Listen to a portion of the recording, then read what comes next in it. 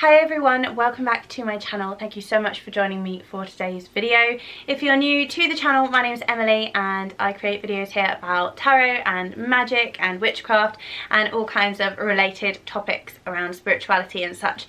So if you like the sound of that, then please do think about subscribing, and I'm just going to get right on into the video. Today I wanted to do a VR to Musings by Mascha, which is my favourites in Tarot 2020. I'm just going to get right on into the questions and share some decks with you. So the first question is your favourite Collage tarot. This one I actually find harder than I thought I would, because I actually think I'm not entirely sure always whether a deck does count as a Collage tarot deck, because the first thing that comes to mind is the Light Seers, but I did actually get that last year, so I don't know if that really counts.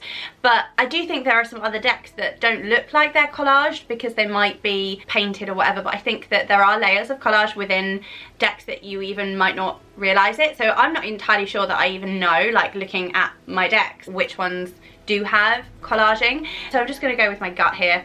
And I'd say my favourite is the Moonchild. This by far has been one of my favourite decks, but I actually haven't used it in a really long time. I think because I used it for such a concentrated period of time a while back when I first got it. This was the first deck I actually got after my RWS. So I've used this deck a lot and I find it very beautiful. Obviously the collage is very like dreamy and mystical and spiritual. There's this like otherworldly aspect to it. I actually feel like I've had a lot of dreams where these kind of scapes have, you know, existed, where I've sort of explored these kind of dreamscapes and such, and I feel like I resonate with it in a really kind of innate way, if that makes any kind of sense. It feels like past life memories and starseed kind of memories. Yeah, past life memories, dreams. It's funny because there are some of these images that remind me of certain places and times and people, and I have no idea why they do, but they do. So I feel like there's this kind of like thread connecting this deck and myself and like past life experiences and dreams and current life experiences as well. I think it's really fascinating deck for that. This is probably my favourite. This is the Moonchild Tarot and it's by Danielle Knoll, and just a beautiful deck. I do have the Starchild Tarot as well, but it's just never been the same for me as this deck, so this is definitely my favourite. Next up, your favourite pocket travel size tarot deck. Out of all of my mini decks, I think I have two favourites really, except I love them all, so that's really difficult. But I think I'd probably use this one more than anything. This is a Halloween tarot, but I used it like basically all of September and October, and maybe even a little bit in August as well. So this is one of those decks in a tin. I actually wasn't able to pick up the full-size one either, but I do absolutely love this deck so much. It's one I did think about getting last year, but then I didn't jump on it until earlier this year. But I did pick it up way in advance of Halloween because I knew I wanted to use it at Halloween, and I actually had to stop myself from using it earlier as well. I mean, I don't know why should I have to stop myself from using it, but I don't see that I should be limited to using this only in the Halloween season. I just think it's beautiful. A deck that I do like to carry around with me in my purse is the Radiant Wise Spirit Tarot. I really like this little box. I think it's really sturdy and I don't have any qualms about carrying it around, and it's just really cute. It's got like the rose backs. This is supposed to be the one that has the imagery like the Dirty Pam, I believe. So I really do like the colouring on this, though I do think some of the lines are a bit thick. But I am by no means an RWS expert, so I'm sure someone can tell me which decks are like considered better or worse or whatever, but I suppose it's just whatever you like. But I do think that for a mini deck you do get quite a lot of detail out of these. I think some of the cards are better than others. I really do like the way that the colours come through. I think it's a very pretty deck, and I've read for quite a few friends with this deck just carrying it around. It's really convenient because it's so small. The next prompt is your favourite tarot in beauty / the tarot you find the most beautiful. This is another one that's so hard because I find so many of them really beautiful. That's one of the things that draws me in when I love the art in a deck. I can't not get it, you know. But there are a few that definitely do stand out as being, for me, some of the most beautiful decks, and one of those is the Astara Tarot. The backs are probably one of my most favourite backs ever. They've got these kind of bird skulls, these are probably crow skulls, and just the floral motif there, it's just so beautiful. And this was created by 4 different artists, so you've got 4 different kinds of art here, but like this is one of the cards that I think is so beautiful. It's the Queen of Swords, and this was my card of the year actually for me, because I did my year ahead reading with this deck. So I actually did get this last year, so technically this is, I don't know if that's cheating, but that's the Death card there, 5 of Cups there. Some of the imagery is slightly different to the RWS, so this one took a bit of time to get used to, and because there are 4 different artists, but the work is just beautiful. So stunning. This is the box that the Ostara Tarot comes in, and it is rather a strange box, I've got to say, because you divide the cards up. I don't tend to keep it in the box. At the moment I'm working with the Ostara Tarot pretty much every day. I really enjoy working with it, so this is very, very beautiful for me. Another deck that I got quite early on in my journey, so I didn't get it this year, but that I do find incredibly beautiful, is the Shadowscapes Tarot. This is by Stephanie Pumonlaw and Barbara Moore. I have a card stuck in the bottom. Come on, just bend the car now, the tower, right. And the biggest gripe that most people I think have with this deck is my gripe with it, that the art is so incredibly beautiful and you just can't really see it very well because the cards are so small and the art is tiny as well, but they are beautiful, beautiful cards. And I have used this once or twice this year. I just love the Fae energy in this one. So stunning, so stunning. I actually do think that a lot of the Fae decks are the most beautiful ones. Like, I was also going to mention the Tower of the Hidden Realms. I think that's also partially by Barbara Moore as well, but that's up on my shelf. I think that's also incredibly beautiful. And honourable mentions, definitely the Afro Goddess Arcana Tarot and the 78 Tarot Elemental, because although lots of different artists, I think it's incredibly beautiful. Basically, I can't decide. That's a really, really hard prompt for me. I think they all are really hard. I can't like pick.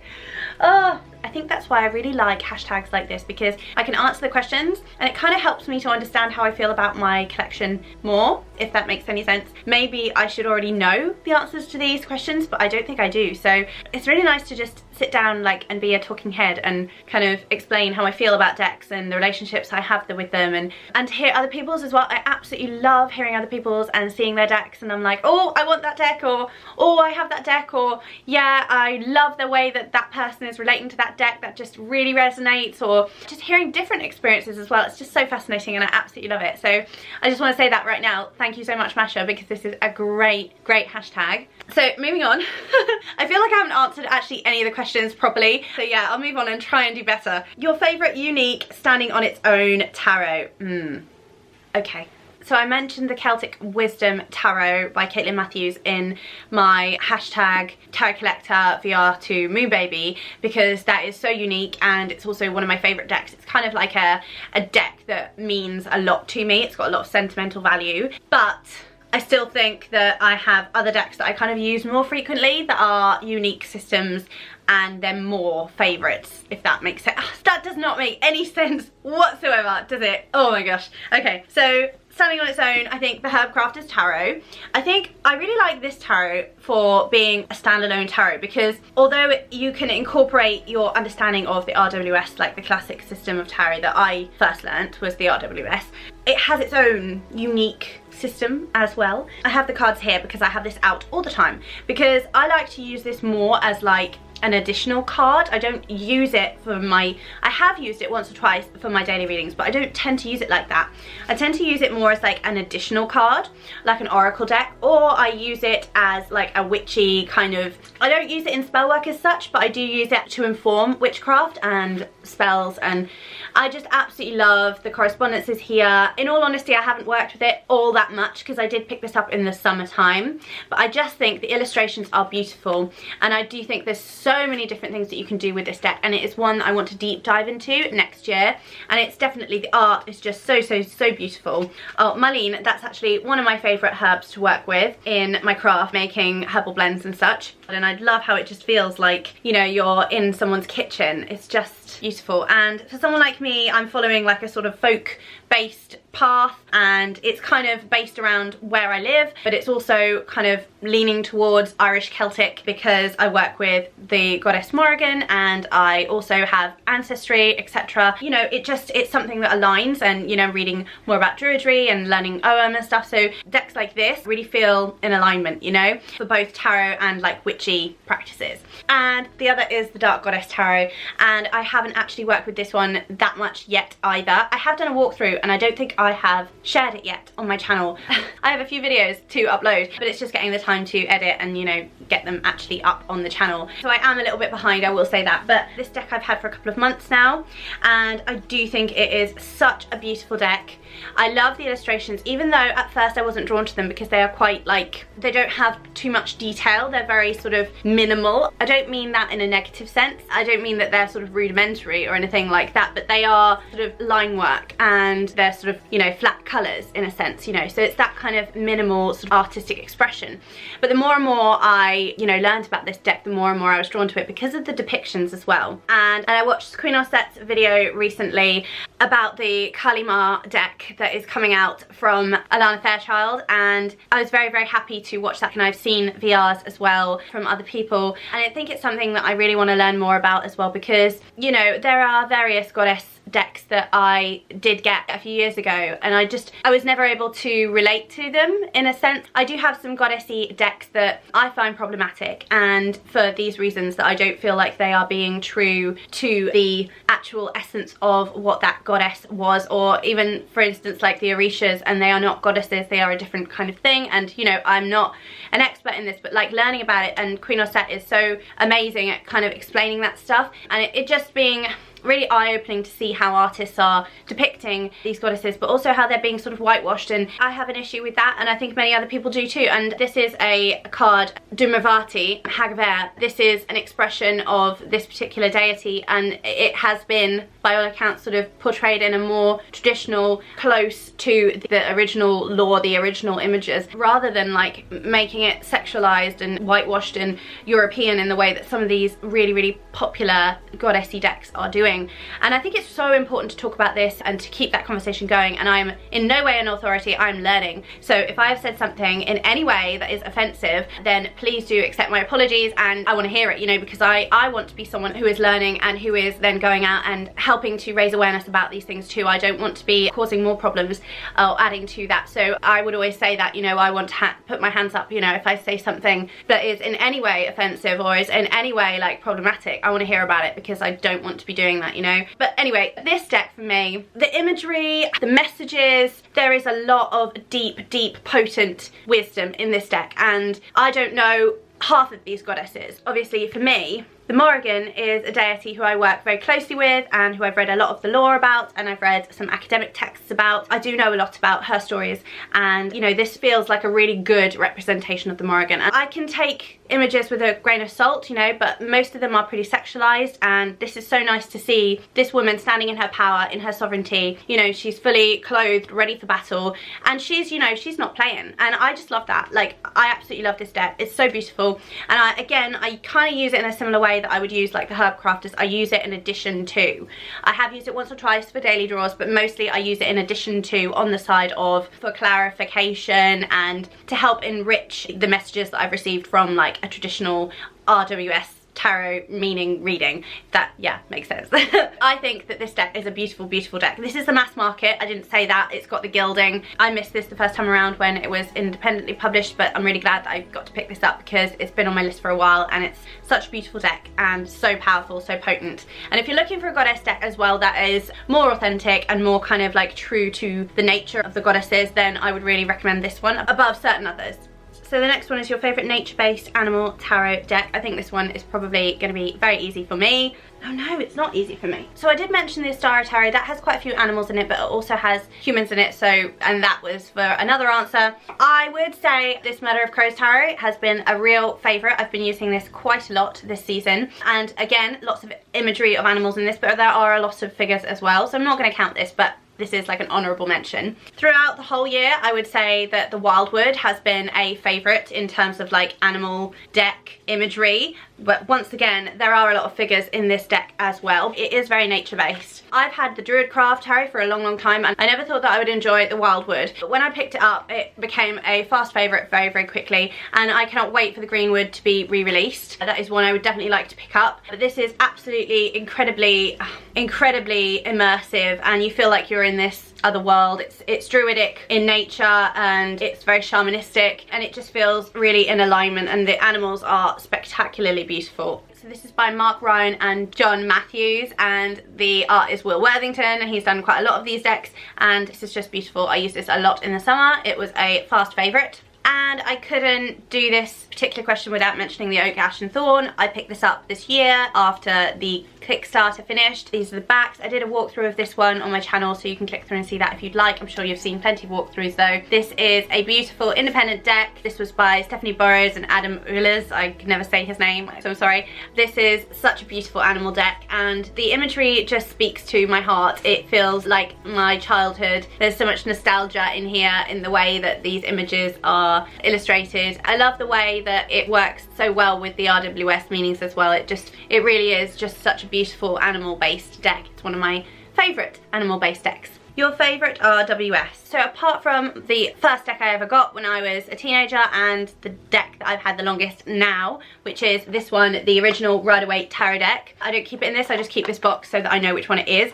This is the one that everyone says is like not so pretty, because it's quite yellowy. Apart from this, which is probably like the one I would grab if the house was on fire for sentimental reasons, I would probably say either my Centennial, or I would say this Neo Rider, and I got this one in the Shadow. I think this is the Shadow version.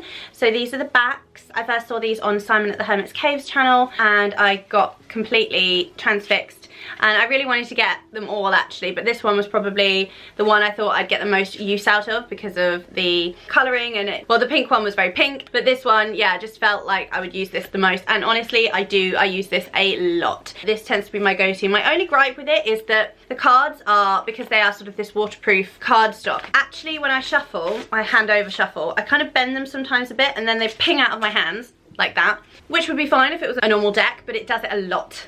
So the selecting card process is slightly different, and quite often a lot will pop out at once, so like a whole half the deck will kind of fall out. So I'm still trying to get used to shuffling these. I think it would probably be better to riffle shuffle these actually. That's probably the best way to shuffle, but I do find this one of the most beautiful decks. The guidebook that comes with it is a really, really nice little guidebook. Now, how I wish that the original like little white book was like this, because it's actually really handy. I have like had a good read through of this, and I do think that it is a really, really nice simple guidebook, and I think this would be so much better than the like little white book that you get when you first learn tarot, you know, unless you have any other big tarot books that you're learning from. You know, this is like a really nice little guidebook, so if you are getting an RWS and you're serious about learning tarot, I do think that getting one of these is quite a good way to go. These were on Etsy. I hope that they're still available, I'm not sure, but I'll try and link them if they are, and I'll try and link the other decks that I mentioned as well. I've got decks everywhere. Your favourite in Whimsy / whimsical tarot. I'm not sure if I have anything whimsical. Favourite in Whimsy. So favourite in Whimsy, that's a hard one, but I would say probably either the Dame Darcy Mermaid Tarot, which is incredibly beautiful and sort of playful because of the imagery and the depictions, like that chariot card, that's so playful. Or something like the Everyday Witch, which I didn't pick up for a long, long time, and I didn't think that I wanted it, but then I just kept getting drawn to it, and so many people absolutely adore this deck. And you know, I did use this a lot in the spring, summer, and I do think it is a very, very beautiful deck, and it is whimsical, it is playful, and I love like the imagery, you know, the hats and all of that, and it feels very kind of like 90s witch, and you know, that being a path that resonates for me, I do find it quite whimsical. So probably this one, or the Dame Darcy's Mermaid Tarot, Witch. I will say I thoroughly think that I've been quite scatty in this video, so if I haven't mentioned like proper authors' names or proper details and you have any questions, just let me know in the comments box below and I can like give you answers or details. But I'm pretty sure that most people watching this will already know like most of these decks and the authors and everything. Just the nature of TarotTube, I guess. So your favourite in type 1 Tarot de Marseille, and then your favourite type 2 Tarot de Marseille. Feel free to list any of your favourite Marseille Pip decks here. Right, okay. So type 1 is, I guess, strictly Marseille. I don't really have any Marseille. The closest thing I have is this, which is, I can never remember. This is the Tarot Cards 11J by A.G. Mueller, and this was from the 70s, I believe. I got this copy from eBay. I shared this in my VR to Moon Baby as well. These are very similar, and I think someone told me there's just one difference, which I can't remember what it was now. But yeah, the pips and all that, which I want to learn more about Marseille this year. So that is something, when I say this year, I mean this year coming up. This is something that I would like to learn more about, and I am keen to get my hands on a actual Marseille tarot deck. I guess this would count, but I'm not entirely sure which one yet. There are a few that I'm drawn to, but then I'm just not sure. So I am looking around, and I'm not going to rush into anything, but I would say this is probably my closest to our Marseille, so I think this definitely. I know at the time I really liked this imagery, and I thought it looks like a Marseille, I'm going to pick it up. So I think it counts. Pips. I don't think I actually have many pip decks in my collection. There are a few that I would like to get my hands on. The Darkwood is quite pippish, I already have that, but it's not completely, I wouldn't say it's pips. And the Labyrinth Tarot is pips, and I do enjoy that. I shared that on my previous VR as well to Brant at Moon Baby. Your favourite in a hobby / culture you love. This one's a really hard one as well. I feel like it's really open, so it's quite difficult. But maybe the Witches Insurrection Tarot. It's a witchy tarot deck, an independent tarot deck, and it's basically quite a... Oh, this is kind of pippish as well, actually. This deck is made by an ex-sex worker, so it's very graphic kind of content, but I find it really empowering and very beautiful, and I just love the whites as well. I think that it makes the images pop, and it's just a beautiful deck, really. I saw the illustrations and I had to have it, so I really enjoyed this deck. I was thinking about the Tarot of the She because of the Fae realm and the Fairy realm, the Celtic Wisdom Tarot again, and anything sort of druidic because that's an interest. And then witchy ones, there's like the Green Witch Tarot, that's very interesting, you know, any witchy, Modern Witch Tarot. Yeah, but again, that one's a really tough one to answer. I actually don't know if I'm very good at answering these questions, so I'm sorry. Your favourite in a story / tarot featuring myths and stories. This is where I would have to say, again, something like the Celtic Wisdom Tarot, maybe the Bone Stone, there are myths in that. Maybe Legend, the Arthurian Tarot as well, that's very myth and legend focused. But yeah, this is the Celtic Wisdom, which I have to hand. I think this is probably the closest. I did pick up Tarot of the Divine this year, though I haven't actually worked with it yet. I find the illustrations to be beautiful, but I did hear that some of the depictions were perhaps potentially a little bit problematic, but I did love the illustrations, and this is obviously myth and legend, so I will give this a go and see if I enjoy it and maybe pass it along if I don't. But yeah, I know this was rather hyped up this year. Yeah, I do love the illustrations. The other thing though is that I don't have the accompanying book. I only have this one that came with the deck, so it doesn't show you all of the myths and legends, and I think that if I really want to give this a go, I'd have to get the bigger book as well. I couldn't say that this is a favourite though because I haven't actually used it yet.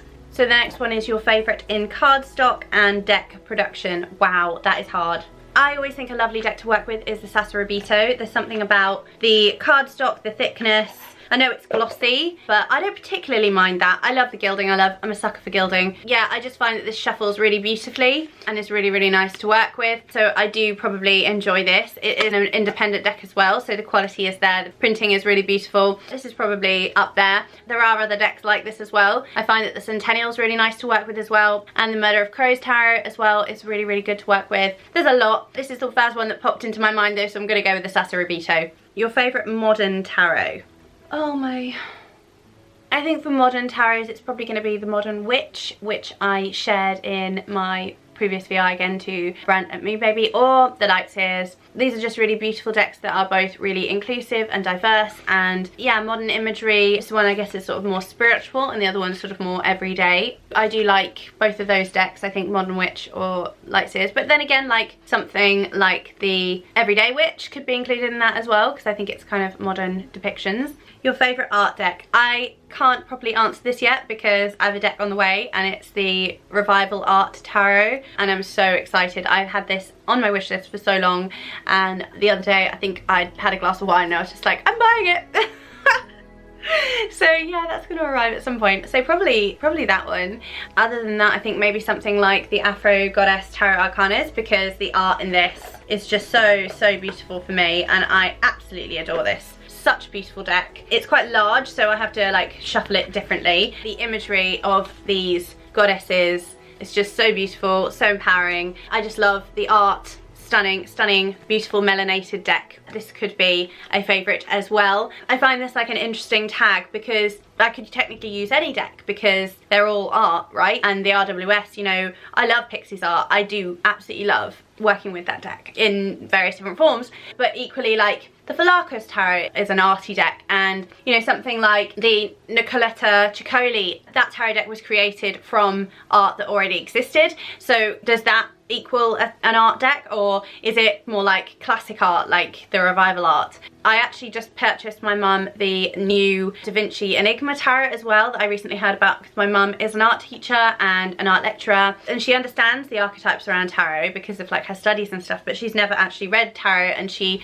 finds some of the depictions in like the RWS to be quite confronting. But the idea of seeing them through the lens of like Da Vinci artwork, she was just thrilled about it. So I picked that up for her, and I'm excited for her to have that. If I think I get on quite well with the revival art and I think she'll like it, then I might pick her that up again like next year for a birthday or something, because I think she's starting to get into tarot more, and you know, being an artist, an art teacher and stuff, it's sort of natural. I don't know, like I love the art in like the mother piece as well, so I'm just looking at all the decks and I find it so hard to choose because every single one is like different, you know. But I think it is, I have to just sort of be happy with the choices I make, but I'm like, oh, what about this one and what about that one, because I love them all, and even when you narrow it down, I still find it hard to like pick, you know. It's so interesting doing these tags. Your favourite vintage tarot? My favourite vintage tarot is probably really my only proper vintage tarot, and it's the Morgan Greer, and I actually picked this up because my mother-in-law has this deck, and she started reading playing cards for people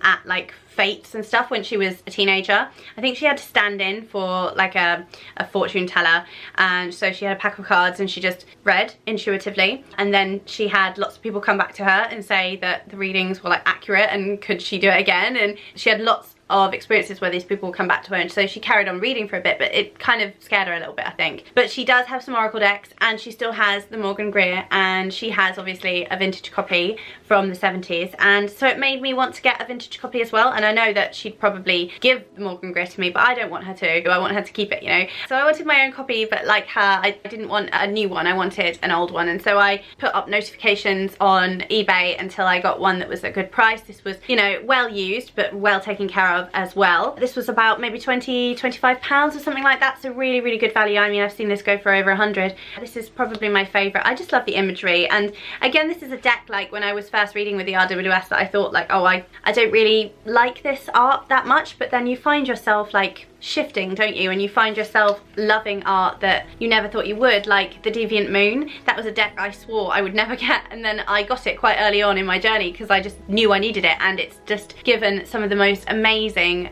readings for me. I'm just so in love with tarot, can you tell?